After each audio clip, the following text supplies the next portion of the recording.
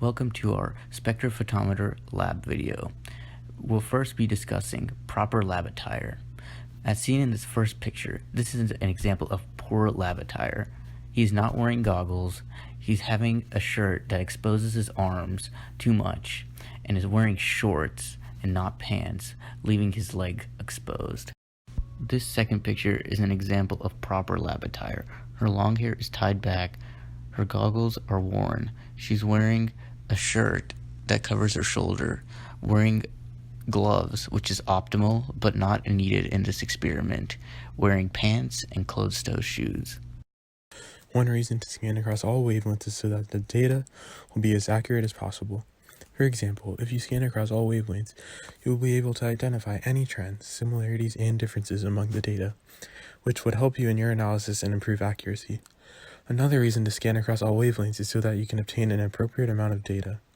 For example, if you only scan across one wavelength, there will most likely be a shortage of data and potential discoveries within the other wavelengths will not be acknowledged, thus leading to an inaccurate analysis. The lambda max value is the point on the absorbance concentration graph at which absorbance is at a maximum. This relates to scanning across all wavelengths, as in order to identify the proper lambda max value, you should be able to determine whether one wavelength yields a higher max of absorbance than another. The Beer-Lambert law essentially states the relationship between the absorbance of light and concentration is directly proportional.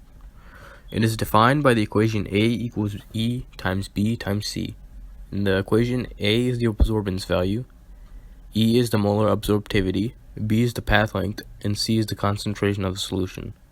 The concentration value is determined by using the M1 times V1 equals M2 times V2 equation.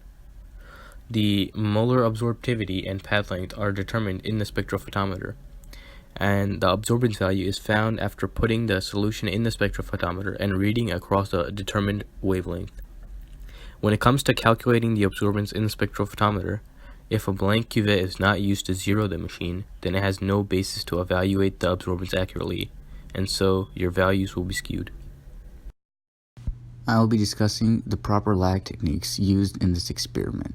As seen in the first video, we are transferring the stock solution, the first dilution, second dilution, third dilution, and a blank, which is ammonia in this case, into cuvettes. These cuvettes have a line that indicate the sufficient amount of solution needed for the spectrophotometer. We just go right to the line and not too much, not too less.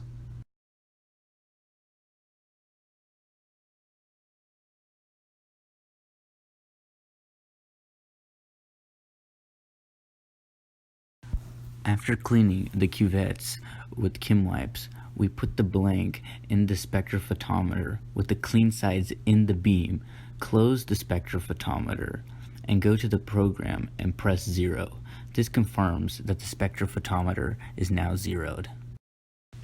After putting the blank in, we then proceed to do the same things with the stock, the first dilution, second dilution, and third dilution, and see where the peak of the wavelength is in the graph created by the spectrophotometer program. After finding the peak wavelength using the scan program, we then open up simple reads and put the stock solution and the 3 dilutions in the spectrophotometer to calculate absorbance. This will help us find the graph between absorbance and concentration. As shown in this lab notebook, the concentration and absorbance were written down and made into a graph. We then cleaned up the lab bench and completed our experiment. That's all, folks.